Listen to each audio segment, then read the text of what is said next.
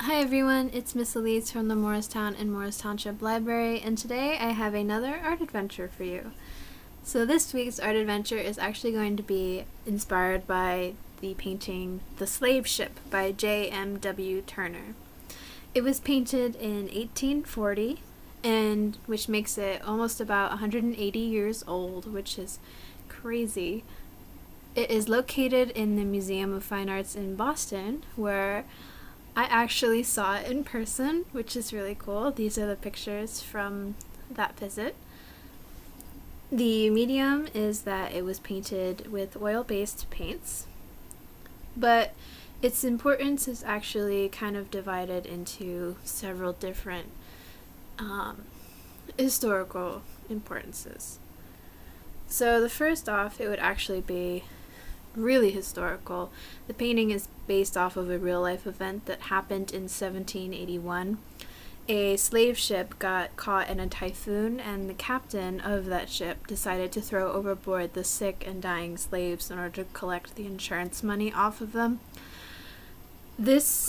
It was a really cruel act, and this piece is one of the first pieces in Western history which shows how truly cruel and brutal the concept of slavery is, and bringing to light its horrors to the public eye, even through a subtle use of color and emotion.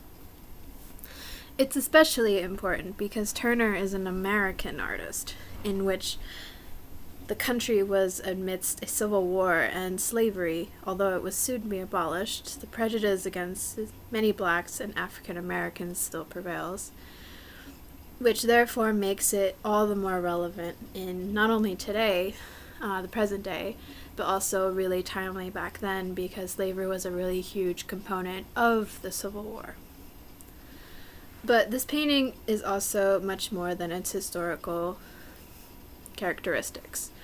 It is also really important for the movement of Romanticism, which is a movement which focused heavily on emotions, nature, the individual, and a glorification of the past as a reaction to the Industrial Revolution. In art specifically, we see more emotions being put into paintings, where before it was much more about mastering techniques and being able to make things pretty. Now humanity is actually adding emotion as another one of those really core elements. In this painting specifically, the colors here are incredibly vibrant and grandeur, which enables the viewer to feel angry or feel the effects of the poor souls who were murdered that day in the sea. It's a really chaotic painting for a catastrophic event, which suits the overall feeling of the painting really, really well. It also allows for the viewer to have a longer lasting impact. We are drawn to things that unsettle us, which this painting expertly does, in such a subtle way by adding like the ghosts of hands coming out of the water and the churning of the waves which leave no mercy. So inevitably, this painting is going to leave more people wondering what they can do because of what they've just seen. It's amazing that art is finally starting to enter the realm of impact and what people can actually do with that impact. And clearly Turner here was impacted by those events and really needed to share it through art. And so we're going to explore a little bit more about that emotion in the craft today. So let's get started. So the things that you're going to need for this craft include the various items on this table. They're fairly simple. You are firstly going to need some acrylic paint brushes. You can do this craft in watercolor, but I prefer using acrylic or oils just because you get a lot of color payoff a lot better. So if you're really interested in the specific types of brushes I'm using the Blick Essentials flat in the number 1, and I'm also using the Blick Essentials flat in the number 4, which is a little bigger.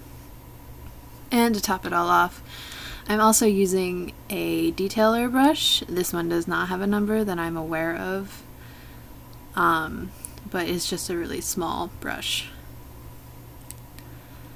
And lastly, I'm also using a 1-inch square tip brush.